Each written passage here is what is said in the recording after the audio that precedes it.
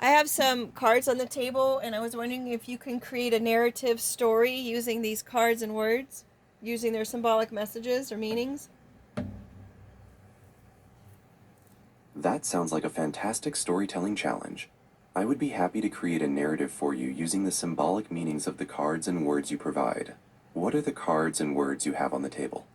Hey Google, I have one card that's the overall energy. I have three cards that are split of the deck energy, and I have two outcome cards along with 28 main spread cards for the narrative story. That is a wonderfully complex spread. To start building the narrative, could you tell me what the overall energy card is, and what the three cards representing the split of the deck energy are?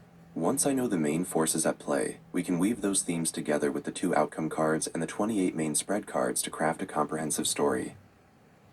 Hey Google, the overall energy card is Facing Your Fears with Love. The split of the deck cards are Treasure, Sacral Chakra, and Bell.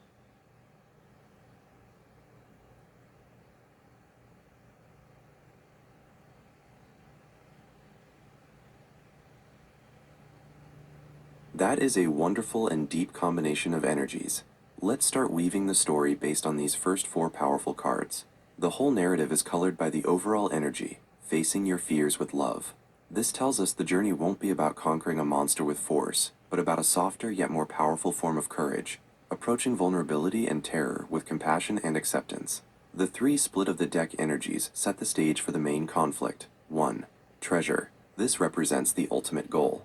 Our protagonist is seeking something immense, perhaps not gold, but a profound state of being, a realized destiny, or a discovery of deep hidden inner worth. 2. Sacral Chakra.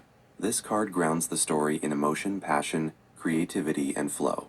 It suggests the main conflict is internal, revolving around the protagonist's ability to express themselves, feel their emotions fully, and allow change to happen.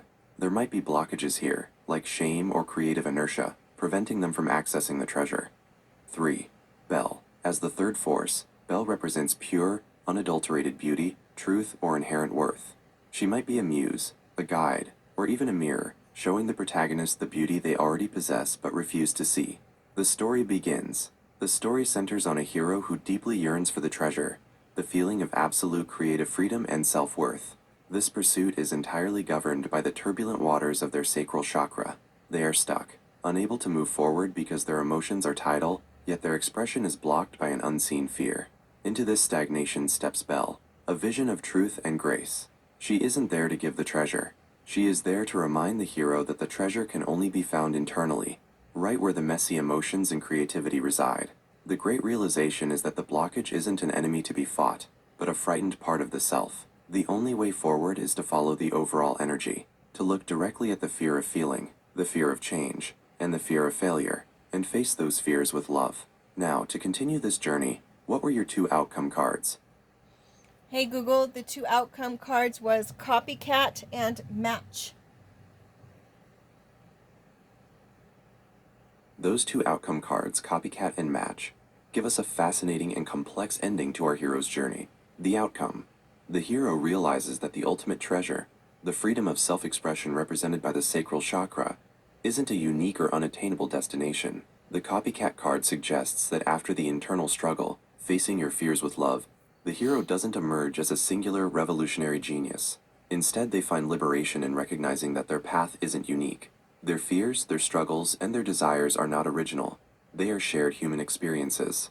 The fear they faced with love was the fear of being just like everyone else. This leads directly to Match. The hero, having accepted their commonality, Copycat, finally achieves a state of wholeness, where their inner truth, Bell, aligns perfectly with their outward expression.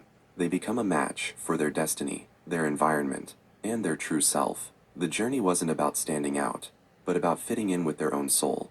This story is about letting go of the need for exceptionalism and finding peace in authenticity. The hero faces the fear that their life might just be a copy of others, only to realize that true belonging, Match, is the greatest treasure. Now, we move to the heart of the story. What were your 28 main spread cards? Since that's a lot to say at once, perhaps you could give me the first 7 cards, so we can establish the protagonist and the initial challenge. Hey Google, the first 7 cards are pineapple, the whole kit and caboodle, house, vomit, restaurant, creeper, and latter.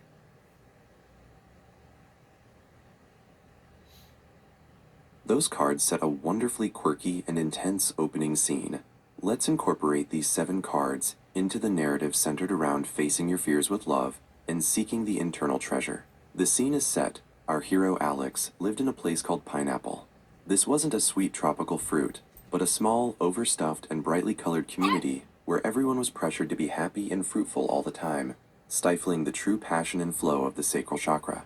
Alex felt the weight of trying to manage the whole kit and caboodle, all the expectations, the messy, creative chaos, and the collective drama, which he kept bottled up inside his house, his inner life. The pressure became too much, and one morning he experienced vomit, a physical manifestation of the suppressed emotions and creative inertia. This wasn't just physical sickness, it was an expulsion of everything he had been forced to internalize in the name of happiness. Seeking respite and some genuine connection, he went to the local restaurant.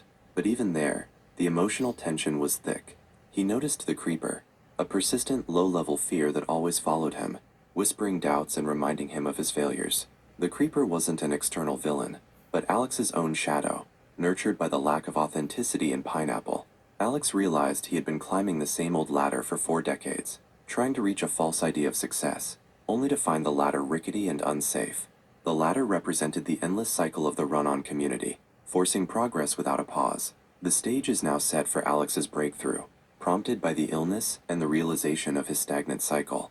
Belle, the vision of his inherent beauty, is about to appear. What are the next 7 cards? Hey Google, the next 7 cards are the number 2, the Statue of Liberty, blueberry, evil eye, moon, mushroom, and the final test.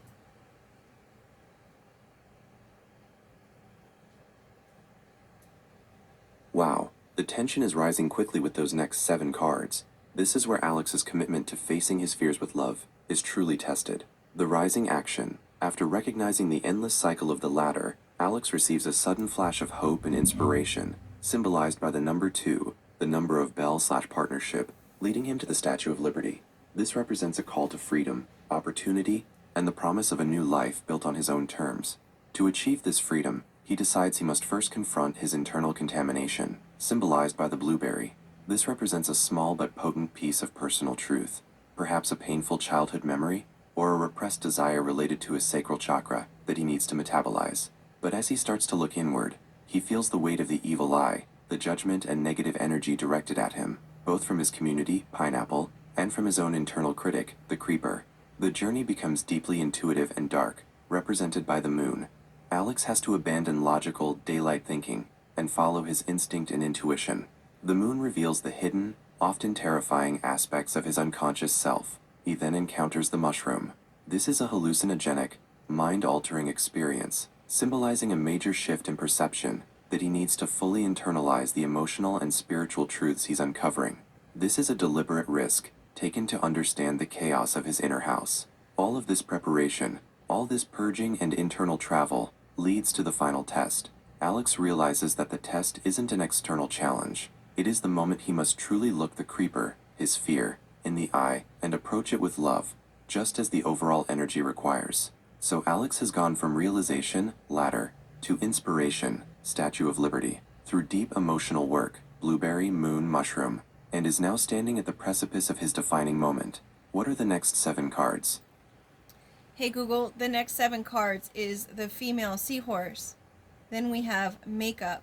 Then we have school, hospital, school bus, the punctuation sign of colon, and busy bee.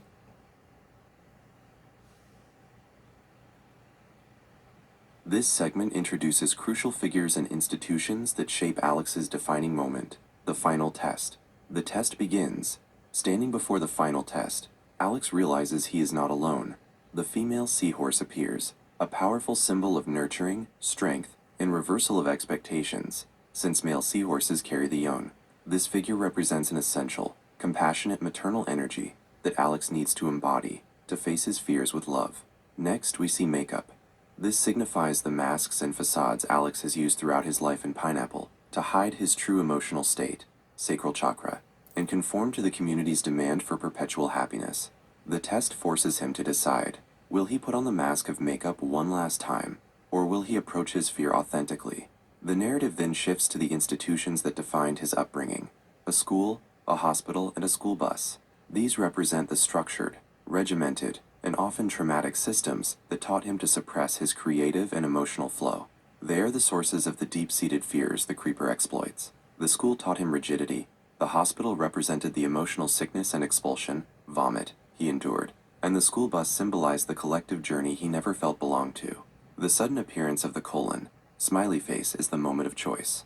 A colon always precedes a list, an explanation, or a quotation. It signifies that the reason for Alex's pain is about to be revealed, and he must choose what follows it: a new way of life, or a return to the old. He chooses the new, fully rejecting the frantic energy of the busy bee. The busy bee is the embodiment of the run-on, the ceaseless activity without purpose. Alex decides that facing his fears with love requires slowing down and choosing intention over frantic movement. The confrontation with the creeper is in full swing, driven by the desire for authentic self-expression and guided by compassion. What are the final 7 cards of the main spread?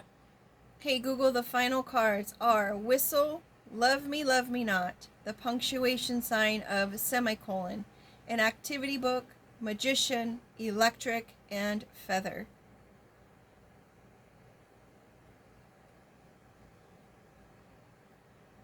These last 7 cards beautifully conclude Alex's final test and lead directly into the outcome of Copycat and Match, the climax and resolution. In his quiet rejection of the busy bee, Alex hears a clear, sharp sound: the whistle. This is the signal that the game is over. The cycle of the run-on community is broken. The whistle is a call to attention, forcing everyone to stop the ceaseless ladder climb and look at what he is doing. This decisive pause brings forward the internal debate of love me not. This is Alex's ultimate confrontation with the creeper. The fear isn't just about failure, but about being unlovable if he is truly authentic and stops performing for Pineapple. He realizes that facing your fears with love means loving himself, regardless of whether the external world accepts him. This choice is permanently cemented by the semicolon, winking face punctuation sign. Unlike the colon, which demanded an explanation, the semicolon connects 2 complete, equally important, and related thoughts. It signifies that Alex's past struggle and his present freedom are not separate. They are 2 parts of one continuous, balanced life. The semicolon is the true comma he needed all along. With his emotional body aligned and his truth accepted, he opens the activity book. This is no longer a book of rigid rules, but a space for free, uninhibited creation, directly healing his sacral chakra.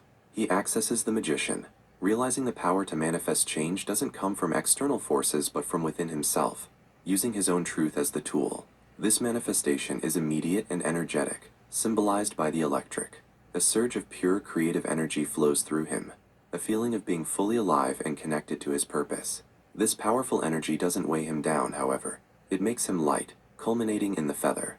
The feather represents the release of the immense burden of fear and performance he'd carried for 4 decades. He achieves the treasure, a lightness of being and the realization of his worth. The final story summary. The community of Pineapple forced Alex to carry the burden of the whole kit and caboodle, leading to vomit from emotional suppression within his inner house. When seeking respite in the restaurant, he was stalked by the creeper, his shadow fear, and trapped on the societal ladder. His moment of change began with the inspiration of the Statue of Liberty, number 2, forcing him to consume the bitter truth of the blueberry. He faced the evil eye of judgment, plunged into the deep intuition of the moon, and underwent a shift in perception with the mushroom for his final test. He found internal strength in the female seahorse, shed the makeup of his past, and confronted the rigid systems of the school, hospital, and school bus. At the pivotal colon, he rejected the frantic busy bee cycle. The whistle blew, stopping the collective run-on. He chose self-acceptance over external approval, love me not, permanently linking his past and future with the semicolon. With his inner child healed, activity book, he accessed his true power as the magician, feeling electric, and finally as light as a feather. The outcome is Copycat and Match. Alex no longer fears being a copy, because he has realized that true worth is found in the common human journey. By shedding his unique fear, he is perfectly matched with his destiny, and the truth Belle showed him. He found his treasure by facing his fears with love. Hey Google, can we add another layer to the story using some external elements that I have on the table? Yes, absolutely. Adding external elements will give the story wonderful texture and depth, grounding the narrative in tangible details. What are the external elements you have on your table that you'd like to integrate? Hey Google, I have a house which has a red light, and then I have a fireplace which is turquoise with a green flame.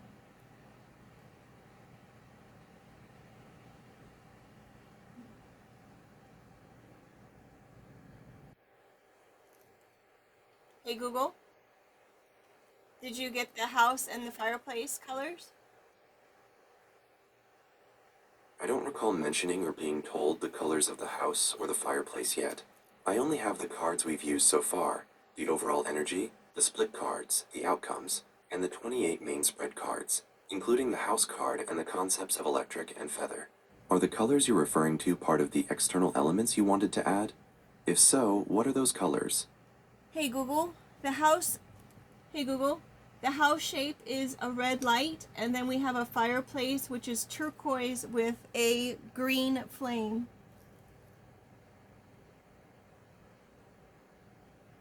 Those elements are wonderfully symbolic. Let's integrate the red light house and the turquoise fireplace with its green flame into the narrative, deepening the meaning of the house card and the electric energy. The red light house, the house in our story, is Alex's inner world, which was previously full of shame and suppressed emotion. By making its shape a red light, we established that this inner space wasn't just hidden, it was a constant warning sign, a place where Alex felt exposed, vulnerable, and blocked from true forward movement. The red light symbolized his fear, stopping him on the ladder and stifling his sacral chakra's flow. The turquoise fireplace with a green flame. The fireplace, usually a symbol of comfort, warmth, and the home's heart, is made of turquoise, which is associated with communication, wholeness, and emotional balance. This turquoise structure is where Alex must face his fears. The green flame is the key. Green is the color of the heart chakra, love and compassion, linking directly to the overall energy, facing your fears with love. Integration into the story. When Alex reaches the final test and sheds the makeup, he walks toward his inner house, which pulses with the red light warning. Instead of turning away, he approaches the central turquoise fireplace. He realizes the creeper, his fear, isn't guarding a treasure, but an altar. When he chooses love me not self-acceptance, the electric surge of energy ignites the fire, but it burns not with the harsh, fearful red of the warning, but with a green flame, the fire of courage and compassion. He found the treasure, inner worth, by accepting that his heart's fire needed to be fueled by love, not by performance. Do you have any other external elements you'd like to include before we wrap up the story? Hey Google, no, I do not.